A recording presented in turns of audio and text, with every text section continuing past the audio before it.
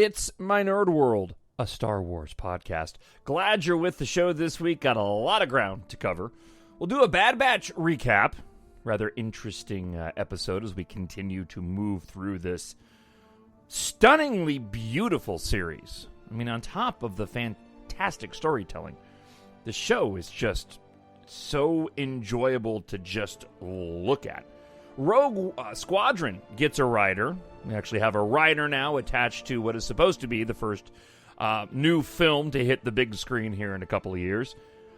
Disney is getting woke again. They're renaming, apparently, Boba Fett's ship. I'll talk about that.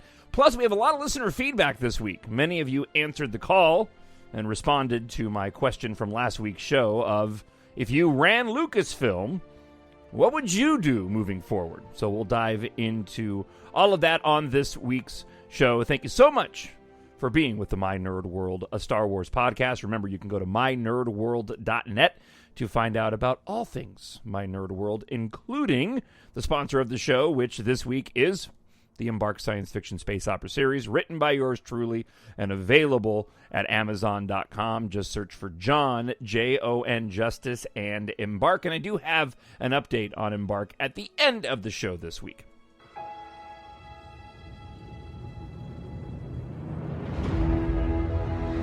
Nothing will stand in our way. I find your lack of faith disturbing. I will finish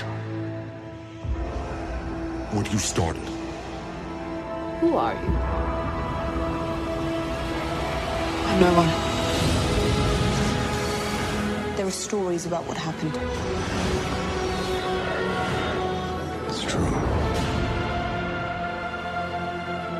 All of it. The Force. It's calling to you.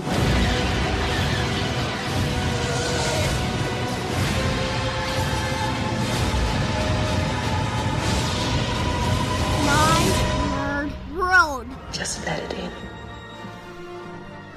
Welcome to My Nerd World and a Star Wars podcast. I am your host, Jon Justice. Yes, I changed the name back. So, this is the second time I've done this now.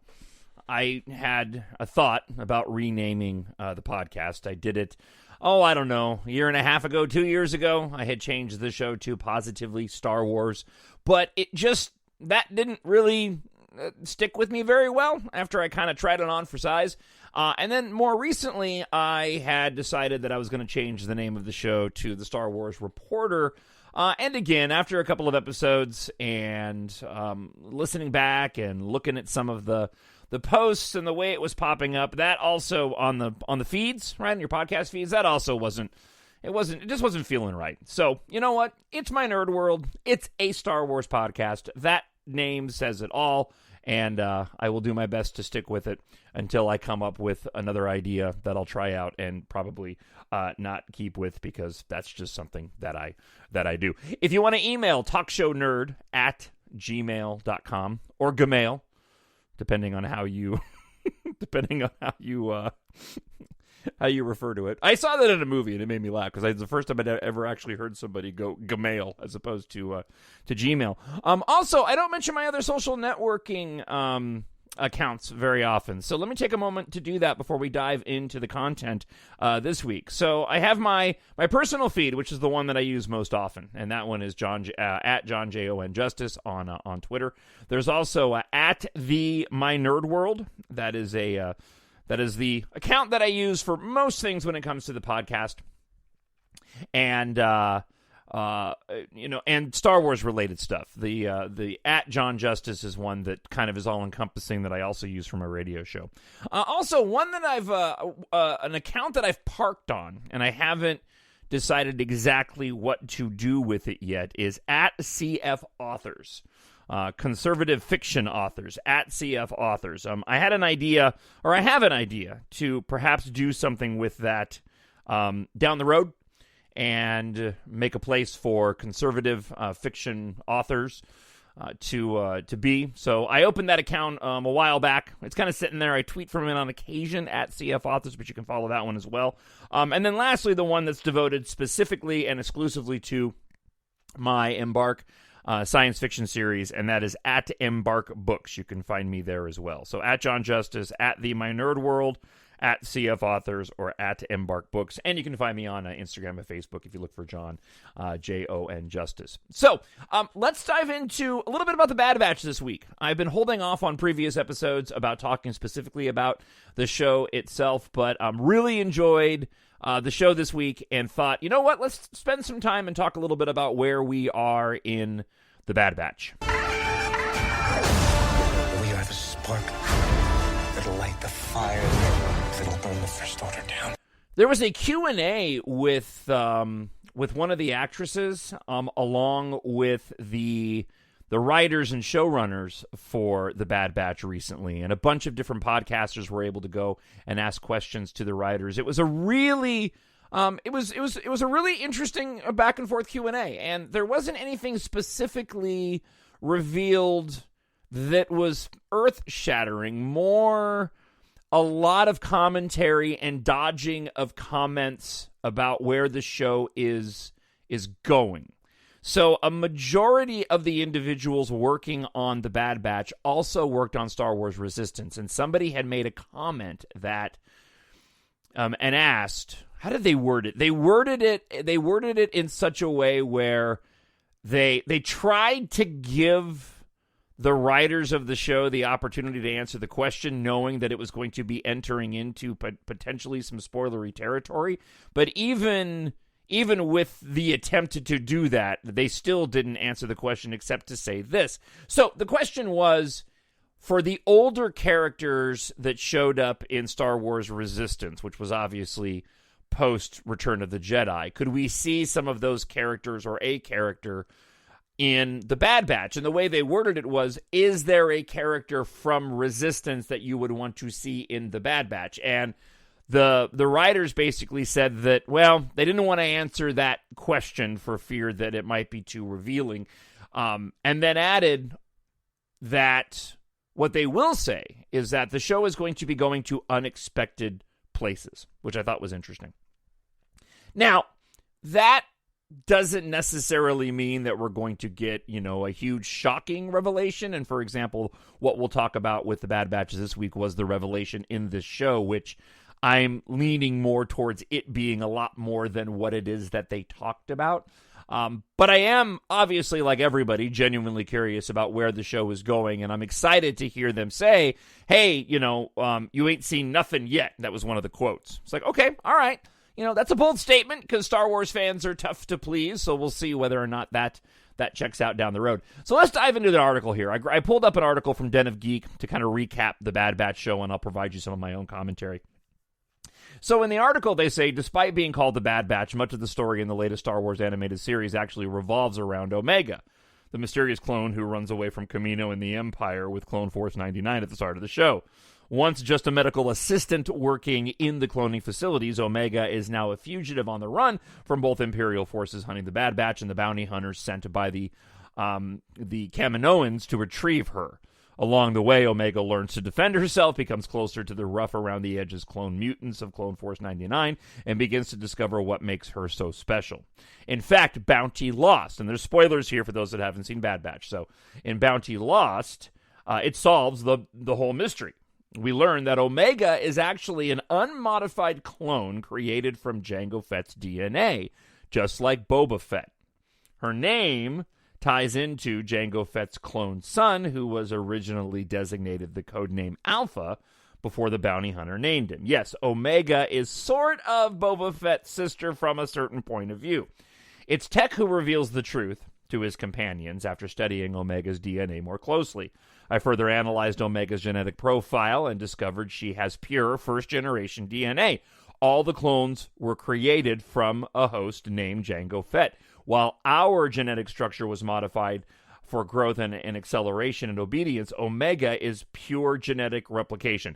And he does go on to say, because I actually went back and watched, he does go on to say that she is definitely first-generation DNA from Jango Fett, because when they first did the reveal on screen, I thought for a second maybe they were dodging it, meaning she's first-generation DNA, just like Boba was to Jango Fett, but perhaps she was a first-generation DNA from another host. But no, that's not the case. Alpha would have been Boba, or is Boba. Omega is from also Jango Fett. So Boba Fett is Alpha, and Omega is just Omega. So what does this all mean?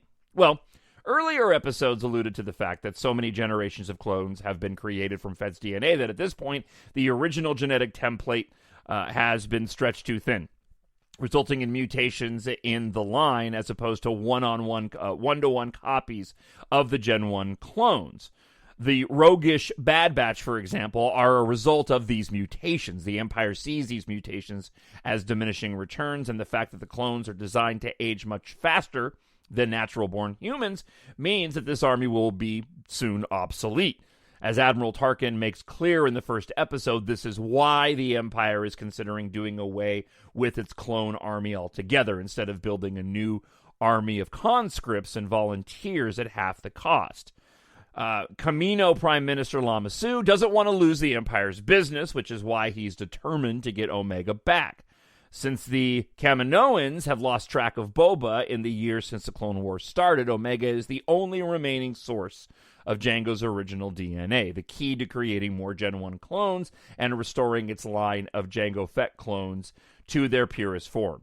Lama Su believes this will put his cloning facility back in the Empire's good graces. This is why he hires bounty hunter Cad Bane to recover the asset and bring her back to Kamino so that he can extract a sample of her DNA and terminate her before anyone else discovers the secret of her origin. But Chief Medical Scientist Nala Se, one of the key engineers in the clone army, has other plans. She's grown close to Omega and wants to protect her, so she hires Fennec Shand to intercept Cad Bane and free Omega. Indeed, Fennec is able to distract Bane long enough for Omega to escape the planet of Boravio on a flying pod and regroup with the Bad Batch. For now, Omega is safe, but it's clear Bane isn't done chasing her.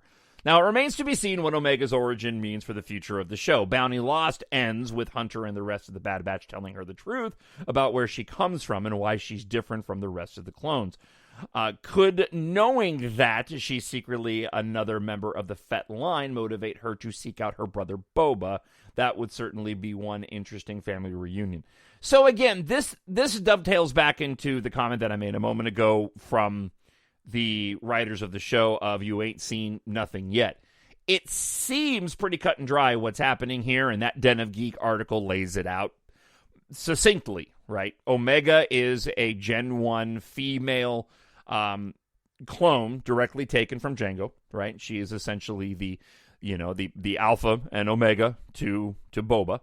And it's clear that the Kaminoans want to continue to work with the Empire, right, and make more clones, and they need Omega to do that. But there's more going on here, right? Because that's almost, that can't, we're not done with the show. We've got several episodes to go still, and we are this far to a reveal, which means there has to be a lot more to the story of Omega than just sort of that baseline. They need her because they want to make more clones because they want to continue working with the Empire. So, I love this show. They really are doing a fantastic job. It's a very interesting show. We do get the formulaic, as I've mentioned on previous episodes, sort of filler episodes. But this last episode I really, really enjoyed because we kind of deviated away from that, and it feels like we're really getting into the thick of the storytelling now. And as some of the composers for the score of the show said, right, that getting into the second half of the season, things were really going to begin to ramp up, and we're certainly seeing that right now. As always, what are your thoughts on the Bad Batch? Is it satisfying your need and desire for more Star Wars, right? TalkShowNerd at gmail.com, or leave a comment up on YouTube. As a side note, just talking about live action and Disney Plus, I'll tell you what, I've been relatively disappointed with the Marvel live action shows. I very much enjoyed WandaVision. I thought it was interesting, and we'll probably go back and watch it again. Didn't really enjoy Falcon and Winter Soldier. I know that show had a lot of rewrites, and they had to actually change a major plot element in that show because it mirrored too much of, I believe, what was going on in the world at the time, right, when it comes to the pandemic. And Loki so far has been interesting, but I was really kind of into it in the first 2 episodes, but the 3rd episode that we just watched really fell flat for me, and they really do feel like live-action TV shows where when I watched The Mandalorian, I didn't get that vibe. I got more of small mini-movie vibes with The Mandalorian and not watching a live-action show. I don't know. So a lot of it, getting back to Star Wars, has me wondering what these other live-action shows for Star Wars are going to, are how they're going to feel and what they're going to be like. Especially Andor, because Andor's got such a bigger budget and based off of the set leak photos that we've seen, right? They're going to physical locations, not just shooting it on the volume. So we'll see. We'll see. I'm wondering what the future of Star Wars on TV will look like based off of what we've seen so far with the Marvel Cinematic Universe, since they are so far ahead in terms of pumping out content for the Disney Plus app. All right, as I've mentioned on the show so many times, for me, Star Wars is best watched on the big screen, and that's where the best storytelling takes place. Speaking of which, the mystery of who is writing Patty Jenkins' Star Wars movie has been solved. Matthew Robinson, who co-wrote and co-directed with Ricky Gervais the 2009 comedy, which I did not see, The Invention of Lying. The Invention of Lying is penning the script for Rogue Squadron, which Jenkins is due to direct for Lucasfilm and Disney. Lucasfilm has had no comment on the matter. Jenkins' involvement was revealed back in December of 2020 by Kathleen Kennedy during Investor Day. In a separate video on Twitter, Jenkins said that she is using her fighter pilot father as an inspiration for the project and has wanted to make the greatest fighter pilot movie ever made. However, the announcement did not mention any screenwriter. Little else is known about the project, according to the article, nor, this comes from a Deadline, nor is it clear how long Robinson has been on it, although sources say he is currently furiously keyboarding away on a draft. The project is hoping to go into pre-production this fall for a shoot sometime next year. It has a December 22nd, 2023 release date. Since the end of the Skywalker trilogy, with The Rise of Skywalker, Solo, a Star Wars story, and the beloved George Lucas created sci-fi fantasy has retrenched and been reborn as an acclaimed Emmy-winning Disney Plus franchise that can still influence pop culture. Squadron will be the first feature to come since that rebirth. Robinson is an interesting choice for writer due to his varied career. Since Invention of Lying, he has fashioned himself to be an in-demand writer in the adventure space. So he worked on 2020's Dylan O'Brien post-apocalyptic creature feature, Love and Monsters, which I very much enjoyed. I like that film quite a bit. And on the Edge of Tomorrow sequel, Live, Die, Repeat, and Repeat. Also, loved that original movie. I have no idea, right, about Live, Die, Repeat, and Repeat, because it's not done yet. That's being developed at Warner Brothers. He also worked on Warner's remake of The Little Shop of Horrors, which is also in development. So, the only comment that I'll make on this, because I don't really have much else to add, because I don't know much about this guy apart from Love and Monsters, which I said I enjoyed. The only thing I'll add is that we've had Disney projects go away in the middle of the writing process. So it'll be interesting to see if this ends up making it to fruition. There's a lot of people out there making very similar comments to that, and I think it's a justifiable question given how many projects have seemingly fallen by the wayside, or just simply aren't talked about as much as they were before. So it'll be interesting to see how this whole thing shakes out beyond even what time period, as we talked about on last week's show, what time period Rogue Squadron actually goes and takes place. So, as always, TalkShowNerd@gmail.com if you want to email or leave a comment up on YouTube. All right, one more news item, and then we'll get into listener feedback this week. And a lot of you answering the question that I asked on last week's show of if you could do, if you were in charge of Disney and Lucasfilm, what would you do? Before we get to that, though, let's get to this. And oh my gosh! When I saw the article this morning, because I did a quick look. I wanted to see, wow, is anybody talking about Star Wars in the past 24 hours since I started prepping the show? And yes, somebody was, and I found this article. This is not going to go the way you think. Okay, so this comes from, what was it? Was it Pirates and Princesses? Is that what it was? I forgot the name of the website now. Hey, I was right. It was piratesandprincesses.net. So, yay me. I got the got the website right. Remember playing with your Kenner Star Wars Slave One playset back in the day? That wasn't really a playset, was it, right? It was more like a ship. Actually, I have it. I have an original 80s version right down here. And you know what it's got on the front of it, which I thought was funny, is that it's got an upside-down number 1 on it. You want to know why? Because it's called Slave One. Because that's Boba Fett's ship. It's called Slave One, and I'm looking at it right now. Well, according to Disney, Boba Fett's ship isn't called Slave One anymore. At least it won't be in upcoming Lego sets. Now it's just Boba Fett's Starship. I'm not kidding. Likely part of Disney's continued diversity and inclusion initiatives, the Lego version of Boba Fett's iconic ship will drop the Slave One moniker and instead be referred to by its new name. And this is at the request of Disney, according to Lego Star Wars design director Jens Kronvold and Lego Star Wars lead designer Michael Lee Stockwell. While Disney hasn't made a formal announcement on the internal name change, fans will note the change to Boba Fett's Starship on an upcoming Lego playset from The Mandalorian. This was addressed casually during the Lego Fan Media Days event last month. Jens. Then the next one, also from The Mandalorian, is Boba Fett's Starship. Michael, yes, I built another. We're not calling it Slave One anymore. This is Boba Fett's Starship. Okay, why are we dropping the Slave One name?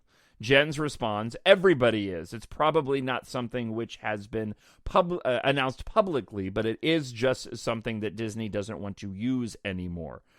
So again, last year, in the wake of the death of George Floyd, which some in the tech world were calling for an end to names like master and slave designations. Of course, I live and work in Minneapolis, so this is all very close to home.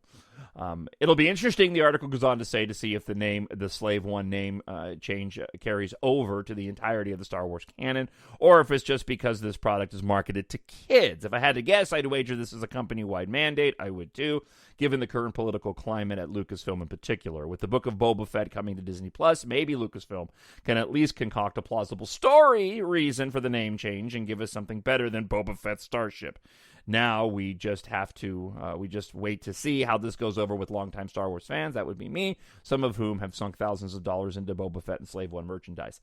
So, listen, Disney and Lucasfilm can name whatever they want to name their stuff, right? This is their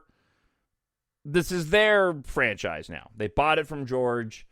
They're in control of it. They can go and call anything whatever the heck they want. That being said, I can also stop and go, that's incredibly dumb. It just is. They ditched the label of Princess Leia's slave outfit from Return of the Jedi. This happened a couple of years ago. They pitched that off of the marketing, right? And now they're doing that to Boba's ship.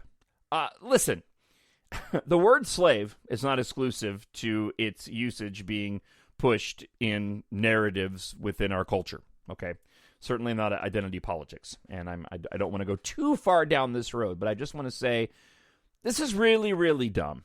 It's completely and totally unnecessary, okay? The audience, the consumers, right? People are smarter than that. They understand that. Slave is something negative, right? And around these particular characters within the storytelling, it was relevant. Boba Fett is an anti-hero. At the end of the day, he's not really a good guy. Okay? I know we have a lot of ambiguity, and this is often really serves storytelling well when you have a villain that's not just straight up evil, right? There's a motivation there. Although I will argue, when you go back to A New Hope, that was one of the things that was so terrifying about Darth Vader in that original film, was that he was just a straight-up murdering bad guy. It also was what made things so powerful when you get to The Empire Strikes Back and you find out that this straight-up murderous bad guy is actually Luke Skywalker's father. And at the end of the series, what happens? Well, he ends up becoming good again, but he dies in the process. That's how all of this ends up working, and I'm going off on a tangent here. Let me get back to the issue at hand. Disney can do what they want, but I can go and say this is dumb. Boba Fett's ship, in my mind, will always be Slave One because Boba's not a good guy. And Boba's the kind of guy that would probably imprison people and make them slaves to do his bidding as he does his bounty hunting. Leia was a slave to Jabba the Hutt at the time, and therefore that's why she had an outfit named Slave. People are smart enough to go and distinguish this is the galaxy far, far away versus reality. We have a huge problem in society, and this is a person who is very emotional. That would be me. We have a huge problem in society of people being solely decisions being made slowly based off of people's feelings and emotions and how something makes them feel. And look, that's relevant just to the conversation around Star Wars in and of itself and the controversies that we've talked about so often on the show. It really just comes down to a lot of people do not have any grip on their own emotions and feelings, and they think that because something makes them feel a certain way, that's an affront against them. It's like, no, that's a choice that you made. So I may talk about this further. I've got a space opera podcast waiting in the wings to record, even though I've set that podcast off to the side just because I don't have enough time to do multi-podcasts.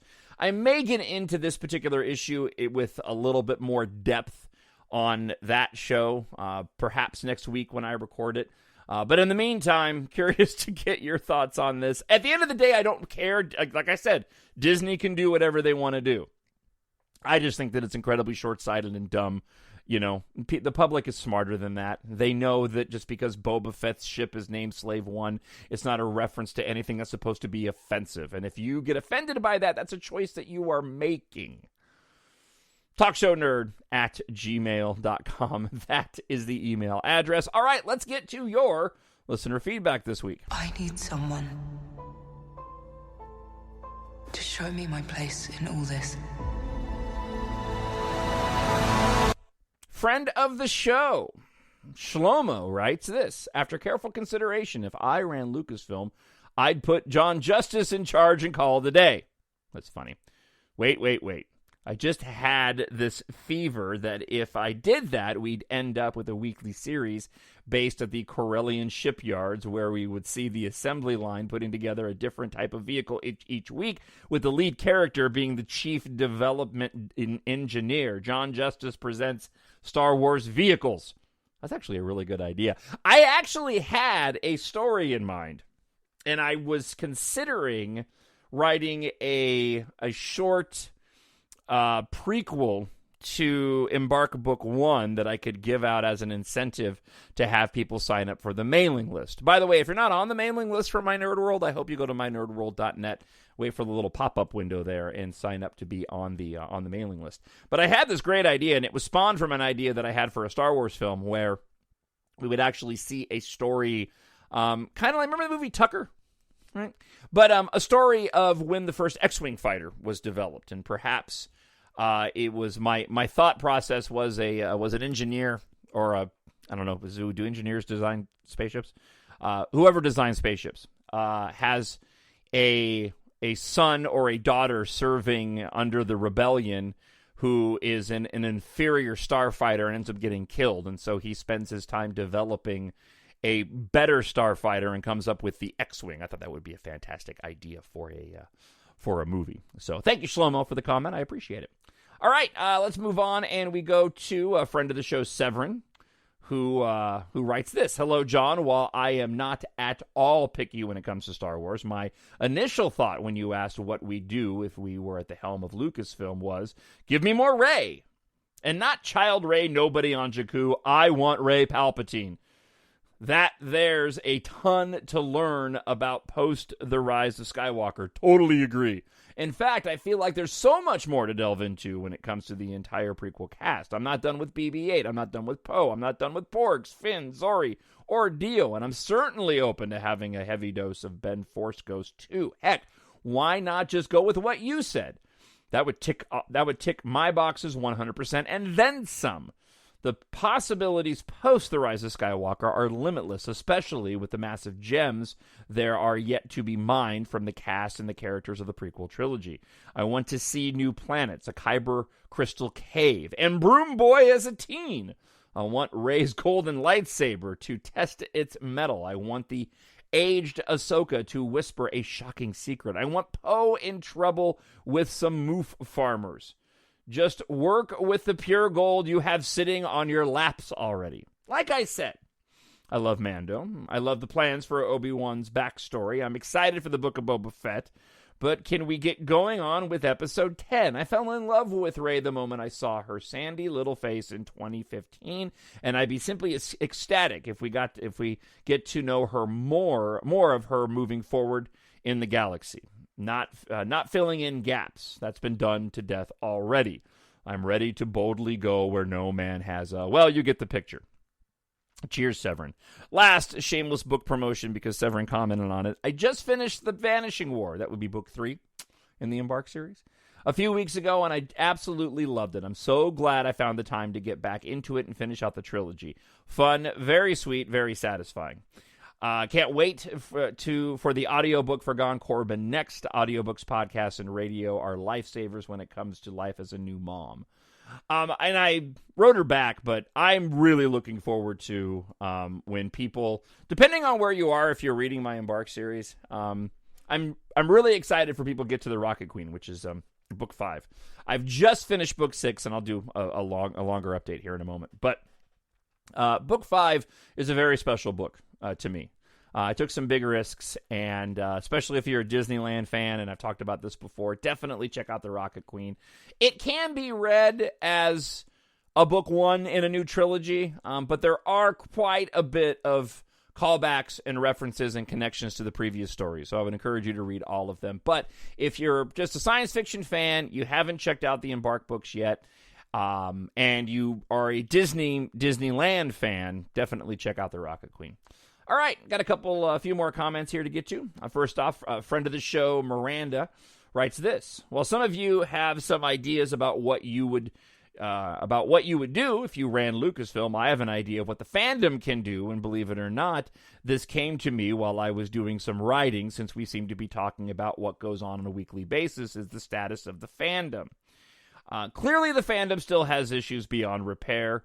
And is still holding on to things. They all need to get together in one space, off the computer, or away from a camera, and not on a cell phone, right?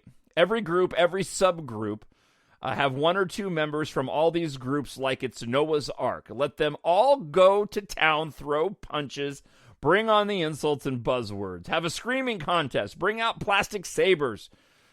It's like a big dysfunctional family that needs to hash out all their crap in the open. Lucasfilm and Disney don't need to get themselves involved. Have the fandom do what they have to do.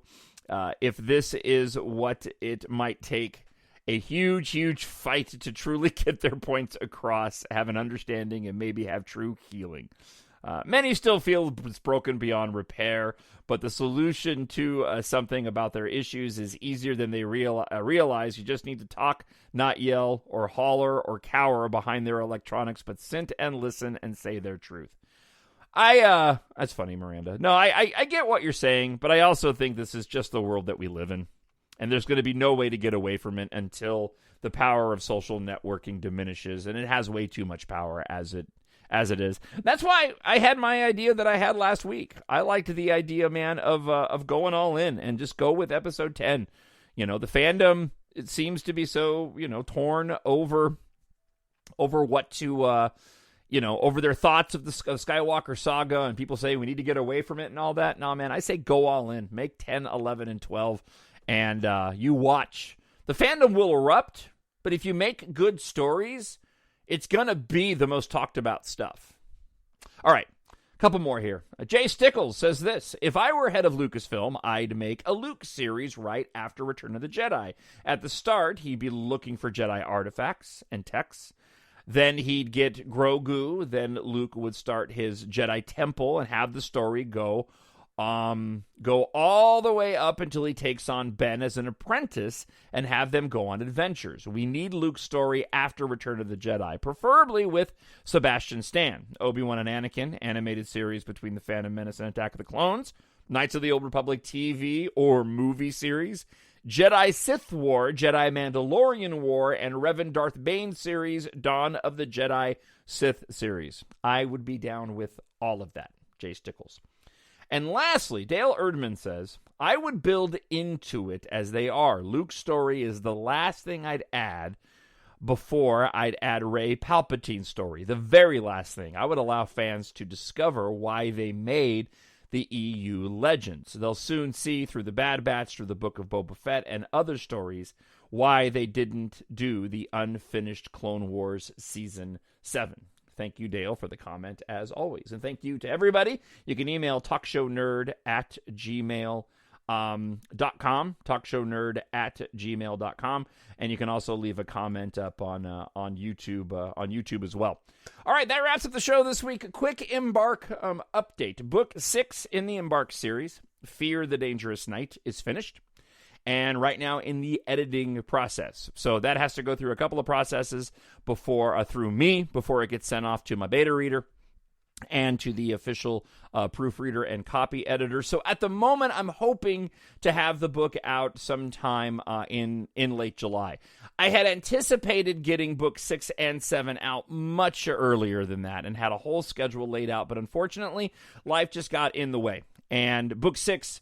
the finale on book 6 took a lot more work than I thought, and actually I ended up having to rewrite it about 3 times just because I wasn't satisfied with the way the ending was shaking out. But it is finished, and I am editing it right now. Really, really happy ultimately with how it turned out. I think it's going to be very exciting for those of you that have been following the series, and I think you're really, really going to be pleased with where the story is going after the start of this latest trilogy with book 5 in the series of EMBARK the Rocket Queen. So, again, if you're new to EMBARK, you can go to Amazon.com and search for Jon Justice. Book 1 is part apocalyptic disaster fiction in the spirit of Star Wars, all wrapped up in an exciting science fiction epic. It's got echoes of Robert Heinlein, Alan Dean Foster, Isaac Asimov, Fast and Furious. Follow 5 friends on a journey of survival from the Earth to the Moon, Europa, Mars, and beyond in this explosive space opera debut. That's EMBARK Book 1. And the ebook right now is available for just 99 cents. Paperback is $12.99, and I hope that you will support my Nerd World and go pick up your copy today. As always, leave a review if you've read any of the stories and haven't done so already. That would mean a lot to me. And you can always email talkshownerd@gmail.com or go to mynerdworld.net and sign up for the mailing list there. When you go to the website, there'll be a pop-up window, and you can sign up for the mailing list. It's free. I email about once a month and give you updates on what's going on with my Nerd World, especially with the EMBARK stories. And like I said, I'm working on a short story that will be exclusive to those who sign up for the email list and that are already on the email list. So look forward to that and sign up at mynerdworld.net. All right, thank you so much for checking out the show this week. I hope that you had a fantastic week, and wherever you are happy, you are healthy, and you are safe. Boba Fett's ship is still Slave One in my mind, and I'll talk to you again next week. Bye. The Force will be with you, always. My Nerd World.